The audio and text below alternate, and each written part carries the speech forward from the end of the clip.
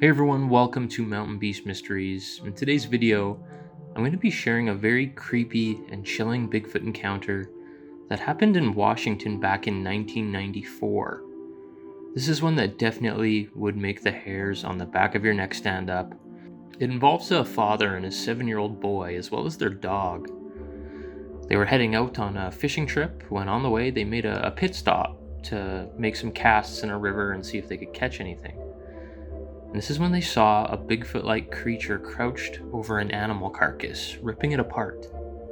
It's definitely something you wouldn't expect or want to see when you have your child with you. I'm going to go over the actual report here for you guys, which is way more detailed and gives you a better idea of what actually went down on that day.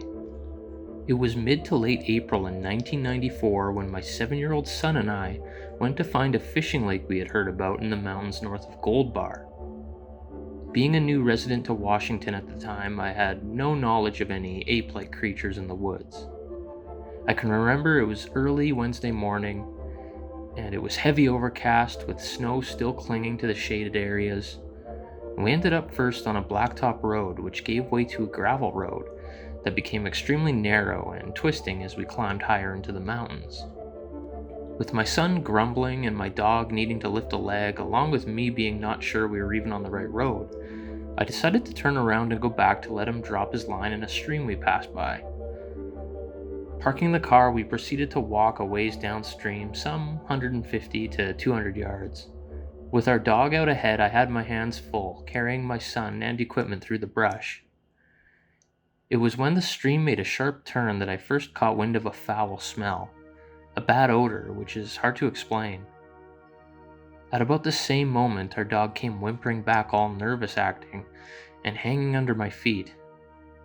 I looked in the direction which the dog just came, and by my estimates, no more than 30 to 35 yards away was something hunched down and apparently ripping apart the carcass of an animal. It was hairy and extremely large. Upon seeing us, it rose and looked right at us. It did not show fear, and for the life of me, I don't remember seeing its eyes. Yet my son, who was starting to cry, kept saying, "Look at its eyes." Dropping everything except my son, I made a hasty retreat back towards the car. We could not have made it more than 20 feet when it let out a scream that to this day still sends chills through me. I've never heard anything or want to hear anything like it again. I have never been one to get overly jarred about things, but that encounter unnerved me. I thought for sure we were going to be attacked. It made several of these screams, and once atop a little ridge, I looked back and could still see it standing near the water. Except to my wife, I have never told the story to anyone. Needless to say, we never again went fishing in Washington. So there you have it, a very creepy Bigfoot encounter that happened quite a while ago, describing a run-in with a creature that was feasting upon a dead animal. And the interesting thing about this is you get the classic report of the strange smell just prior to witnessing the creature. We hear that all the time. You get a weird rotten flesh smell. And it could just be, in this case, the smell of the animal carcass, depending on how old it is. And with things like animal carcasses, you have to wonder if it was a misidentified bear, but it did let out a scream. And I think if it was a bear that did that, you'd be able to identify it as a bear. They make very distinct noises. But the way this is described, it sounds like your typical Sasquatch howl or scream. That usually doesn't sound anything like a bear. But the father definitely shook up, definitely freaked out. Didn't go fishing again in Washington, didn't want to return to that spot. And happened way up into the mountains, down a winding gravel road. Probably not a lot of people up there. They were actually trying to find a lake that, his friend was telling him about. But he didn't figure they were on the right trail, or he didn't think they would make it, so he decided to stop by the stream and take his son fishing there, to give him at least a little bit of a fishing experience. And just by luck, that's exactly where this creature was. So, the stars kind of had to align for this encounter to happen. He decided to stop in that exact spot. and it's just lucky. But this encounter was followed up by BFRO investigators. It says here in their report that as John and his son approached the stream, his Cocker Spaniel came slinking back to him. By the stream, he saw what he thought was a big man that was squatting.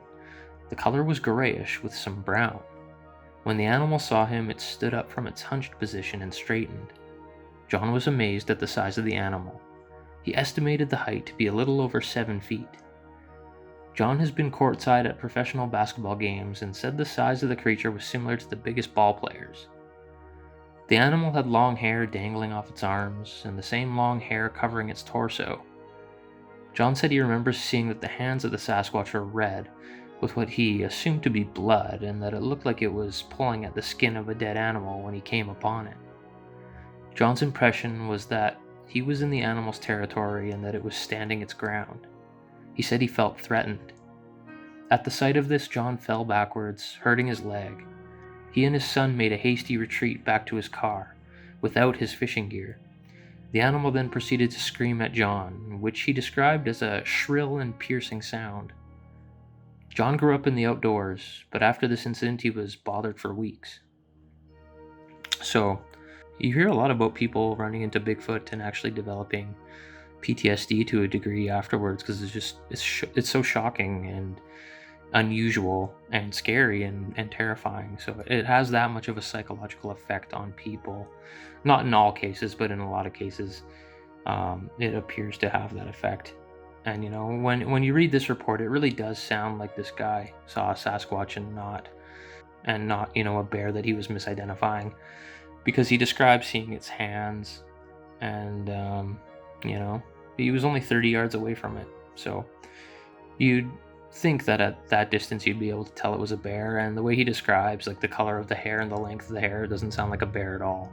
Like a grayish color with some brown, and then red hands covered in blood. It doesn't at all sound like a bear to me. It does sound like a Sasquatch, and maybe even like an older Sasquatch.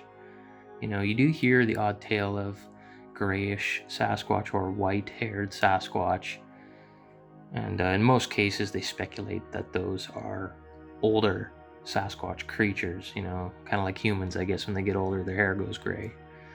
Who knows what's actually going on there, but you could assume safely probably that they are older Sasquatch. Definitely a very interesting Sasquatch encounter. I like these really creepy ones. And I like the ones where they actually see the Sasquatch doing something, like in this case it's eating a carcass. And that tells you that they're eating meat, they're eating dead animals. Some other reports, like in some of the older stories, you hear of them harvesting food like nuts and berries and things like huckleberries and things of that nature. So it does seem that they eat both that and meat, and I guess they're similar to us in that sense, is that they will eat what they can get their hands on, and what they need to survive. So anyways, I just think this is an amazing encounter. Let me know what you guys think in the comments down below. Do you think this is genuine? Have you heard of any other encounters similar to this, where the Sasquatch is feasting upon a dead animal? Let me know down below in the comments. If you want to support Mountain Beast Mysteries, you can do so using the GoFundMe link in the video description. Thanks for watching this video, guys. We'll see you next time.